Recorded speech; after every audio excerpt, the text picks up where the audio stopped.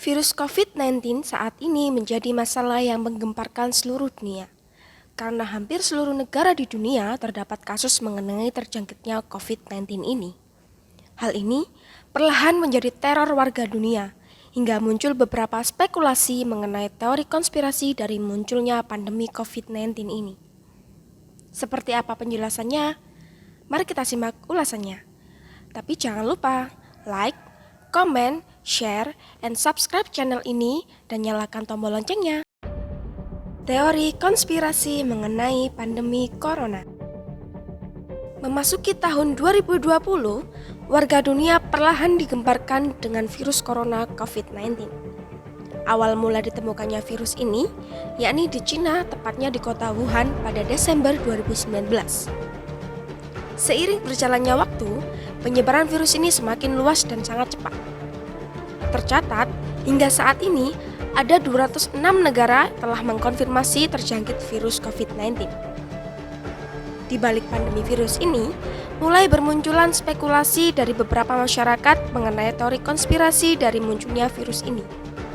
Yakni, salah satunya teori mengenai program per 100 tahun kelompok elit dunia untuk mengurangi populasi manusia di bumi. Hal ini bisa dilihat dari polanya dalam 300 tahun terakhir. Dimulai dari tahun 1720, pada saat itu terjadi yang namanya The Great Plague of Versailles. Wabah ini terjadi akibat penyakit pes yang disebabkan oleh bakteri Yersinia pestis.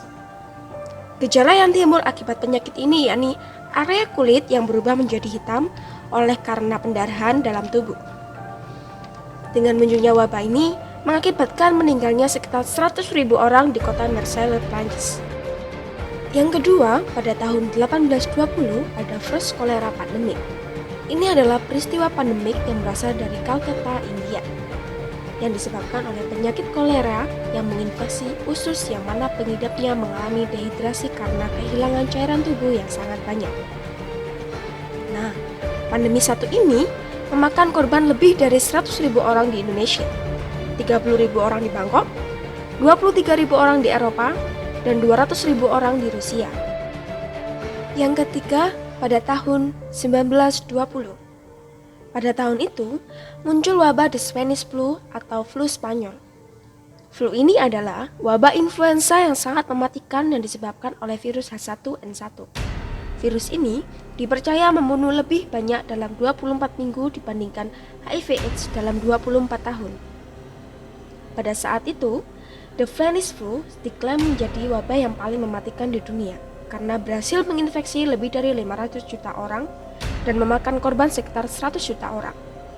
Yang artinya, angka tersebut adalah 3-4% populasi manusia di bumi pada saat itu. Dan yang terakhir di tahun 2020.